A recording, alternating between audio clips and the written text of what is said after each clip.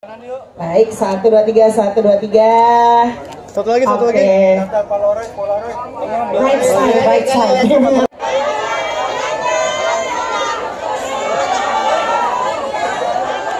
Anya.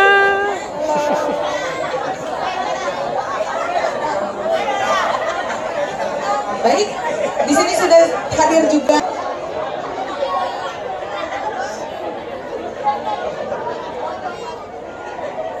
dengan para narasumber yang mana tiada lain tiada bukan adalah para pendukung yaitu filmmaker dan juga para cast dari film Shutter. Terus terang masih terus belajar untuk bikin film horor. Jadi semoga yang film Shutter ini juga bukan sekedar horor, tapi memang ada pesan kepada para pria yang ada di sana untuk tidak menyakiti para wanita. Penting itu. Penting ya. Jadi memang mau ada pesan itu juga, dan kita juga selaras dengan apa yang dari Komnas Perempuan. Baik, seperti itu. Bu Erika, terima kasih banyak untuk penjelasannya. Jadi, ceritanya? Itu memang yang membedakan film Shutter versi Indonesia dan versi Thailand. Jadi memang kita mau membedakan bahwa di cerita itu ada pesan yang khusus, lalu kita mengorek lebih dalam lagi karakternya, salah satu karakter yaitu si Lilis ini, untuk mendapat empati dari penonton. Seperti itu ya. Nah, ada Mas Alim kebetulan. Oke, ya waktu Shutter mau diadaptasi itu kan 21 tahun lalu. Jadi dibandingin zaman sekarang kan kamera semua udah LSR dan semua udah canggih. Jadi memang waktu itu saya tanya Mbak Erika, ini mau dibawa ke zaman itu aja rasanya lebih mudahkan ya untuk bikin skripnya kalau dibawa ke zaman yang itu gitu, karena nggak perlu ada. Tapi Mbak Erika bilang enggak, zaman sekarang aja Lin gitu. Aduh PR banget ya ini, karena kalau kameranya kan persoalannya udah bisa langsung dicek gitu hasilnya, nggak perlu cetak dan lain-lain. Jadi kayak wah bisa bakalan hilang nih misterinya. Nah menurut saya salah satu tantangannya mengadaptasinya adalah bagaimana semua proses yang terjadi tetap menggunakan kamera manual, kemudian kamar gelapnya tetap ada gitu, sehingga ya muncullah ya pemikiran bahwa kayaknya lucu kalau tokohnya ini memang pecinta kamera manual dan dia bikin workshop, jadi kayak mencoba mempertahankan sesuatu yang terjadi di masa lalu. Tapi ironisnya adalah insiden ataupun tragedi di masa lalu itu juga tetap terpelihara gitu dengan apa yang dia lakukan gitu, dan itu membuat ya, dan kemudian di saat yang bersamaan juga saya kaget ketika lihat bahwa ternyata memang ya dari cerita aslinya juga sudah ada pelecehan maupun bullying, tapi kemudian ternyata di Indonesia di lingkungan pendidikan hal itu amat sangat banyak gitu, dan kemudian tidak dilaporkan. Jadi saya kayak wah ini kayak sesuatu yang formula yang amat sangat ya, sesuatu yang amat sangat penting untuk kemudian dibicarakan melalui film ini, tiba-tiba kayak punya nilai plus gitu yang bisa kita sampaikan lewat film ini kepada masyarakat gitu. Oke, jadi sebenarnya nih Ken, terima kasih Mas pertanyaannya. Sebelumnya selamat malam teman-teman semua. Oh lemes sih ada suaranya. Oh iya bener udah ngantuk kayaknya nih. Terima kasih loh sudah pada hadir malam ini. Sebelumnya saya mau mengucapkan terima kasih dulu pada Ibu Erika, Mas Herwin, dan juga Falcon yang sudah mempercayakan karakter Lilis untuk saya mainkan. Menjawab pertanyaan Mas, apa ya waktu itu cara pendalamannya? Yang pasti saya inget banget setiap sebelum take adegan di ruang makeup itu, saya selalu megangin tangannya Mas Herwin untuk mental support, karena emang gak bohongnya scene itu berat sekali, bener-bener menguras emosi, ngebayangin gimana rasanya jadi Lilis di posisi seperti itu gitu. Jadi rasanya yang ngebantu saya banget justru kehadiran Mas Herwin yang rasanya kayak sosok bapak yang melindungi di lokasi syuting, jadi saya bisa dengan aman dan nyaman berekspresi menjadi Lilis di scene ruang makeup. Dan tadi pertanyaannya yang gimana nih kenapa ya pengalaman jadi setan gitu ya, nggak cuma jadi yang cantiknya aja, tiba-tiba nih jadi yang horornya juga. Jujur ya, aku memang pada dasarnya tuh suka sama peran yang penuh dan berlayer. Langsung lah dijabah sama Bu Erika, dikasih tuh berlayer-layer manusia dan setan. Jadi saya merasa tertantang gitu, bisa nggak ya aku menjadi manusia dan film di satu film sekaligus gitu. Jadi dan malah sebetulnya sebuah kehormatan juga untuk saya menjadi Lilis di Shutter Indonesia, karena Shutter adalah salah satu film horor pertama yang saya tonton waktu saya kecil, dan itu bikin saya ketakutan banget, fenomenal banget. Jadi begitu ditawarkan malah menjadi suatu kehormatan. Iya, terima kasih. Of this version about this I know. Yeah, the version of the campaign of this movie. I think it is a really good point to speak in the film, because right now it's really crucial.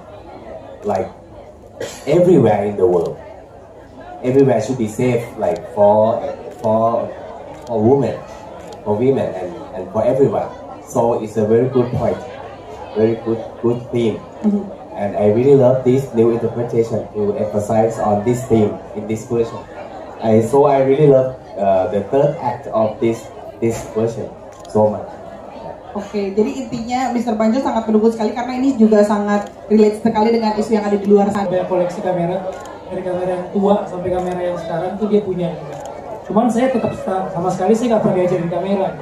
Tapi beruntung saya bertemu dengan Mas Erwin dan tim Falcon yang selalu memberikan tempat ruang untuk saya untuk riset dan belajar lagi tentang karakter yang ada di film itu. Jadi saya sempat berapa kali kayak les singkat bagaimana menggunakan kamera, karena memang pertanyaannya adalah ngapain kita cerita lagi ke kamera-kamera yang zaman dulu gitu kan, karena kamera sekarang udah banyak, tapi justru disitulah yang menjadi seninya gitu. Bahkan anak-anak sekarang dia mencari kamera, justru kamera Polaroid sekarang lagi naik lagi, kamera dengan kamera dengan kamera film itu sekarang lagi booming lagi gitu. Jadi kayaknya skrip ini jadi pas banget gitu di tahun ini gitu. Terus cara menggunakannya seperti apa, terus belajar kalau misalnya foto di dalam studio tuh diperlukan apa aja, itu mungkin banyak yang ikat, tapi sebenarnya cukup detail waktu itu pengambilan dari Mas Erwin sih. Jadi ya mungkin habis ini bisa buka tempat foto kayak Mas Roy kayak Mas Nugi. Ide bisnis jadinya. Oke, terima kasih banyak Kak Bimo sudah coba. Itu waktu yang di adegannya Lilis robek-robek baju, ini gak spoiler kayak udah pernah nonton. Pokoknya di adegan itu intinya di satu lokasi itu, jadi aku dan Niken itu satu hari yang sama di satu lokasi yang sama kita syuting. Tapi aku duluan yang syuting, habis itu aku pulang, nextnya giliran Niken yang syuting. Ternyata sebelum Niken syuting itu ada yang kesurupan. Makanya, iya. Nah, Niken boleh lanjutin nggak nih ceritanya panjang nih.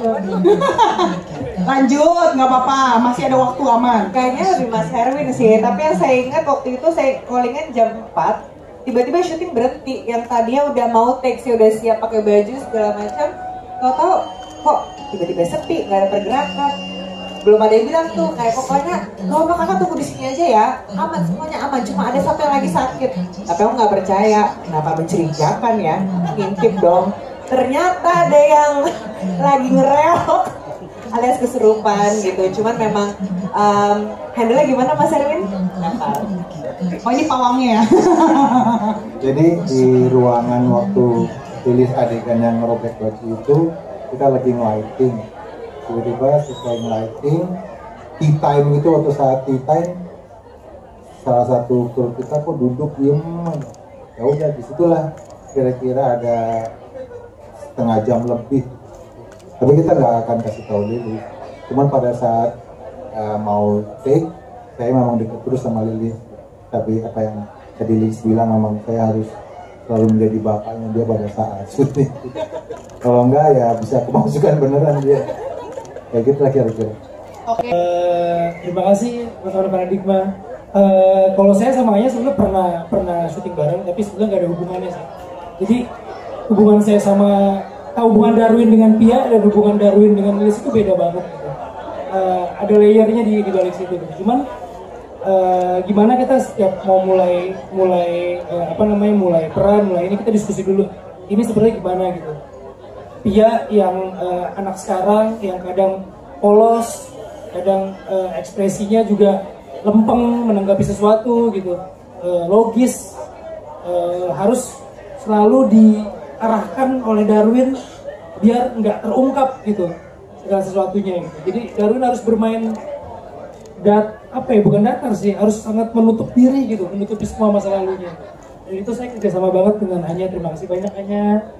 Dan untuk Lilis beda lagi, saya harus dari tadinya punya sesuatu yang saya suka dari seorang Lilis, lama-lama sosok Lilis ini sedikit mengerikan gitu, sedikit cegil yang udah mulai posesif dan sebagainya. Itu juga harus pelan-pelan saya bangun, dan tapi untungnya Niken juga memberikan effort yang luar biasa, jadi saya sangat terbantu. Terima kasih Mas Erwin. Paling banyak di sini kan aku samanya ketemu sedikit ya, lebih banyak sama Kak Vino. Jujur, aku nervous lagi awalnya. Siapa ya? Nervous ya? Nervous karena udahlah. Paling nervous yang bagian naik di atas punggung sih, karena aku lebih kayak aduh ini kuat nggak ya Kak Vino ngangkat gue. Tapi maksudnya aku bersyukur banget dapat lawan main Kak Vino Gebastian ini, bener-bener best partner, sangat membantu, selalu sigap ngasih masukan baik dari Lilis manusia sampai Lilis yang sudah menjadi hantu. Jadi malah aku ngerasa nyaman, yang awalnya nervous lama-lama jadi kayak jadi nyaman Kak. Udah Kak, tahan aja lah Kak, gue gak gemuk-gemuk amat kok gitu. Terima kasih. Katanya nyaman digentayangin. Dari Anya mungkin mau menambahkan? Iya, kalau dari aku bener tadi yang dibilang sama Kak Vino, kita juga sebelumnya pernah ketemu di beberapa project dan untungnya juga udah kenal. Jadi masalah perbonding-bondingan itu kita biasanya selalu discuss ya Kak, ini mau dibawa kemana karakternya dan lain-lain. Untuk Lilis, apakah kita bertemu di film itu? Tapi aku bantu kamu banyak sih Lilis. Iya, terima kasih ya kamu udah ngebantuin aku di film banyak. Aku walaupun bayangnya tetap ada loh. Kita ketemu ya, aku support system sih, walaupun aku cuman ada di bayangan doang jadinya ya nggak kelihatan wujudnya. Tapi sebisa mungkin aku support Anya, support Pia dengan ada terus di lokasi syuting. Terima kasih banyak untuk supportnya ya. Tarik sih, maksudnya ngapain juga gitu nyariin setan. Cuman percaya nggak percaya ya, saya juga bukan orang yang terlalu sensitif gitu. Tapi penjelasan yang tadi diomongin oleh dosen itu adalah penjelasan yang memang bukan sekedar buat skrip, tapi memang sudah di riset dari zamannya Banjong buat film Shutter yang pertama gitu. Dan kemarin kita sempat ada sebuah podcast dengan Mbak Sarah Wijayanto ya. Ya, kebetulan dia itu juga sangat paham dengan dunia astral seperti itu, dan dia bilang penjelasan, padahal dia belum nonton filmnya juga, tapi penjelasan dia kepada kita gitu tentang apa sih yang kalau misalnya benar-benar kelihatan ada di situ itu sebenarnya apa sih, itu sama persis sama penjelasan yang dosen di film ini gitu. Padahal dia belum nonton filmnya gitu. Jadi buat saya, ya percaya nggak percaya, tapi bisa jadi bisa jadi satu masuk akal yang iya gitu. Ya tapi buat saya percaya aja sih. Karena memang di Islam kan memang ada ya. Gitu. Cuman ya sebatas itu sih, saya nggak mendalami. Memang terkesan tidak masuk akal, tapi ya percaya aja ya sebenarnya ya. Terima kasih banyak jawabannya Kak Vino. Terima kasih Mas. Bisa seperti tadi, tanpa Mas Erwin dan tim, aku adalah debu. Jadi gimana Teh? Ada cerita apa Teh? Ceritanya, saya baru nginjekkan kaki di Wide, ada saksinya siapa ya Kak? Langsung muntah-muntah.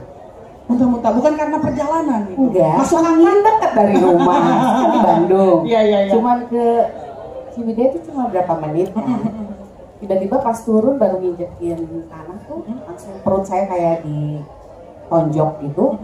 Terus tiba-tiba yang muntahnya bukan muntah-muntah, kayak air keran gitu. Semuanya sampai kalang kabut karena udah jam 12:30. Bingung kan, nggak ada apotek apa semuanya yang di desa, nggak ada yang buka. Akhirnya dengan ya cari kesana kemari obat mah apa lain sebagainya, ya udah akhirnya berlalu lah dengan doa ya, berlalu lah semuanya. Itu yang turun tangan sampai 4 orang lah dari tim Konat itu untuk menyembuhin saya. Besoknya alhamdulillah sih lancar-lancar aja. Jadi lancar semua. Walaupun awalnya sempat ada gangguan dari kesehatan juga ya, itu ya sehat nggak sehat tapi tiba-tiba buta gitu ya. Gimana pentingnya, terutama di Indonesia ya, ruang aman dan ruang nyaman untuk mereka gitu, untuk kita semua. Dan film ini bukan sekedar jualan film horor, bukan sekedar jualan film remake, tapi film ini punya sesuatu campaign yang sangat besar banget. Karena menurut data yang tadi di akhir film itu disebutkan, baru tahun 2025 bulan April itu Komnas Perempuan mengeluarkan siaran pers bahwa sebagian besar kekerasan seksual, bullying itu terjadi justru di daerah yang di tempat yang justru kita merasanya paling aman, yaitu dunia pendidikan. Dan itu menjadi hal yang krusial, benar kata tadi Banjong sekali bilang tadi. Dan itu harus kita lawan. Dan itu kita harus speak up, kita harus berani. Dan sebagai aktor, sebagai seniman, dan sebagai kita semua yang berada di film, dunia film, ini adalah salah satu cara kita, walaupun hanya kecil, tapi ini adalah suara kita untuk mengkampanyekan seks for all itu. Jadi mudah-mudahan teman-teman semua di sini bisa membantu kita semua untuk menyuarakan campaign kita itu, dan semoga nggak ada lagi dan semakin berkurang kasus-kasus seperti yang dialami Lilis, dan nggak ada lagi Lilis berikutnya kecuali mau dibikin remake ya. kecuali part 2. Enggak, bercanda. Maksud saya